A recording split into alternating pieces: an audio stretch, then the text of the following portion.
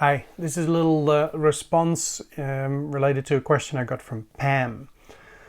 Pam lives somewhere and they're about to start construction of some transmission lines about 300 feet, 100 meters or so from their house. Now, of course, the technicians ensure everybody that enough height is given to the transmission towers to alleviate any electromagnetic fields. But of course, that's in relation to the government standards that are set in many countries, where the allowable exposure to magnetic fields is astronomically high, ridiculously high. To rattle off a few things, in most countries, the exposure limit set by government is 1,000 milligauss, or 833 milligauss in Canada, I think. And 4 milligauss, multiple studies highlight increased cases of childhood leukemia. Down to 2 milligauss, we have links with cancer and melatonin being blocked in its natural anti-cancer action. 1.6 milligauss doubles the chances of sperm abnormalities. And in research looking into children who had leukemia and looking at their mortality rate, as in how many of them didn't make it, if the children were exposed to between 1 and 2 milligauss, their mortality rate, I think, was 260% higher than children not exposed to just 1 and 2 milligauss. So from that, in our industry, you would deduct that down to 1 milligauss, we would see a suppression of the immune system, of your body's ability to fight and stay, repair and stay healthy. So where does that leave you when transmission lines are being built in your vicinity? Well, the difficulty thing is it's one of the most horrible positions to be in, because until they're finished, until they turn them on, you don't really know what kind of magnetic field strength, how far that reaches out, and what levels you're going to have in your house. Also, whatever it may be when they turn it on, it may increase over time, because magnetic fields are related to amperage. Amperage is a usage of electricity, so it's not necessarily easily predictable what you're going to get. So, Pam was asking, if my family is a danger, I would consider selling. Well, it's almost impossible to make a recommendation on that because, well, quite frankly, until you measure, you don't know what your exposure is. And so you could be moving out and it might not have been so bad. You need a decent quality Gauss meter to measure that with. For goodness sake, spend more than, $170, $200 on a decent Gauss meter that measures magnetic field on 3 axes, not single axes. The tri-field meter has always been an all-time favorite from me. I have some online courses on how to use that thing as well, same as the Cornet and the TM190. You can find that on teachable.healthstronghold.com or just on my website, healthstronghold.com. So you can measure with that where you're exposed to, but you won't know until it's finished. So you may move out for no good reason, or you may move out for very good reason. I think the one thing we can agree upon is that once those things are finished, that your property price is going to plummet. As in, you're going to lose a decent amount of money on the value of your property. Because really, if anything related to radiation, it's transmission lines people are the most worried about, or has the most common sort of like, I don't think it's such a good idea to live that close to it. And so, any house anywhere in the vicinity, even far greater distances than 100 meters, 300 feet, often suffer with their real estate prices because of that. We see the same thing happening now with cell phone towers, by the way.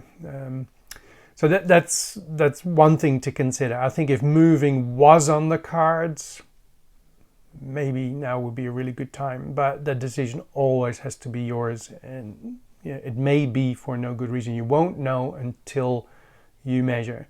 In terms of the distance from transmission lines, what can we say about that? Pam's example, she's about 300 feet away, about 100 meters. That's relatively close. Could be worse. It could be underneath them. I've seen property. I cannot comprehend how that land is able to be sold, but it can, because those government limits are so high. There is research looking at childhood leukemia cases, and they looked at 0 meters to 600 meters. So whatever that is, 700 yards, let's say, for argument's sake, distance. And from memory, I might be paraphrasing a little bit, the increased likelihood of leukemia, I think, was 110, 120%, 114 actually, jumps to mind, 114% higher than the control group, who was nowhere near any transmission lines. People would have sort of expected that, as in from 0 to that range that you would have an increase. But what surprised me was that there was a zone after that I also looked at, 600 to 1200 meters, so let's say 700 to 1400 yards. In that category, I think it was still like 70 or 75% more cases of childhood leukemia. Just to be clear, that doesn't mean that 75% of children have leukemia. There's just, in a control group, you have a certain amount of leukemia, and then in the areas you're testing, it is 70% or 75% or 115% more than that. But needless to say, nobody wants that, and you don't really want to increase your chances of that happening. And it's only one health issue that, of course, has been sort of looked at a lot, but there's just loads of other health issues that, we can rightly be worried about. So where does that leave Pam? I don't know. It's a terrible position to be in. If the lines are there already, well, you can measure and you know where you're up to. The lines are not there yet. You don't know what it is. You don't know what you're running away from. But because I've got a bit of experience in real estate as well, people don't like transmission lines. And so perhaps, again, I can't make this is just general advice. You have to make up your own mind to see if this is right for you. Perhaps you could save yourself money by getting your property on the market as soon as possible. So these things are not such an eyesore and so obvious in people's face when they're looking at buying it. Then again, might be the wrong time of year to sell. It's so difficult. So yeah, I don't envy you. So in a punchline, what do you do? Well, yeah, don't know until they're there. Then you can measure. But the worrying thing as well, that even if levels were acceptable, and acceptable, by the way, in our industry, we would say 0.3 milligauss is what you're ideally looking for inside a home, that or less. Now let it be a little bit higher, 0.5, 0.6, we're probably still fine. But you don't want to get too close to 1, especially because it varies, right? And there's also variances per time of the day. In the afternoon, it's typically worst, and at night it could be less because less power is being used at night. But so this varies. So you want to have a nice buffer with 1 milligauss. If it's higher than 1 milligauss, then I would argue that if you were family, I'd love you to not be there. But because the government limits are so high, even we have to be careful with advising people that, hey, you should be moving out or you should be running away. Because the government says, hey, it's perfectly fine, don't worry about it. So do your own research. You have to make your own decisions. As always, my advice is just general, of course. We deal with a lot of this sort of stuff and have done for many years. If I can impress upon you, though, it doesn't matter where you live, you must measure magnetic fields, because you can have local distribution lines, those little ones running up and down the street, above ground, underground, and they can make just as much magnetic fields, and often more surprisingly than transmission lines, which are more predictable. You can have faults with the wiring, and you can have very strong magnetic fields inside the house. You must measure magnetic fields before putting a signature down on any purchased property, any rental property. You must measure it. So buy a decent quality Gauss meter. I think the TF2 is a good meter for that purpose, nice all-rounder, but there's other meters available. Measure before you put any signature down. Second to that, magnetic field is only one electronic pollution, which is very common in homes.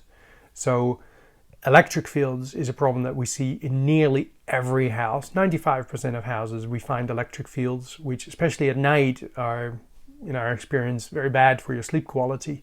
Because you have wiring in the wall, this puts out an electric field, comes out about 6 foot, 2 meters, in, out, 50, 60 times per second, and it just does not leave you alone, and it interferes with your sleep.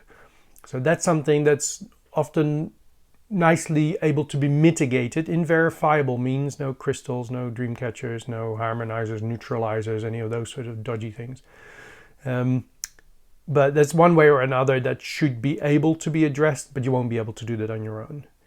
And, if you get an amateur EMF meter and it has the ability to measure electric fields, take it from me, 95% of bedrooms have this problem when you measure the body, because the body is a much bigger antenna, and your professional consultants will typically bring a, more accurate, more detailed equipment to assess it for you properly. So this is something that you have a 95% chance needs to be addressed. So you could find a great house with very low magnetic fields.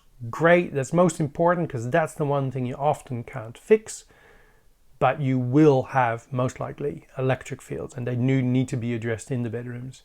Then, of course, there's radio frequency radiation, which is your cell phone towers, which, over the last decade and longer has just been increasing and increasing and increasing. We're getting more and more exposure, more cell phone tower networks. Of course, 5G is now being introduced everywhere. More frequencies, more towers, it's just ever getting worse. And so the amount of houses where we would measure and would say this is unacceptable, in our experience you should be mitigating that is increasing all the time. So the chances of you finding a property where that is also low when you measure the body again, because the body is a big antenna, not necessarily just measuring the air, which is what typically an amateur meter would do, then you might need to mitigate that as well, which is also fine, can be done. No big deal. It's just like your roof was leaking, you'd get a roofer in to fix it. Your house is leaking radiation, you just need some mitigation to be put into place. So I wouldn't urge anybody to just go and buy some stuff to mitigate these sorts of things. It's not difficult, it might seem simple, but you need some advice from a professional to assess that for you. So just as you would pay, $400 or $500 to get a structural inspection done on the property, or a pest inspection done, get an assessment done for electronic pollution as well by one of our consultants, and then you know exactly what's missed with it. Ideally, again, you do that before you put the signature down. But most important that you make sure it has no magnetic field issues. All right, hope this was useful. Thank you, Pam, for asking the question, and good luck.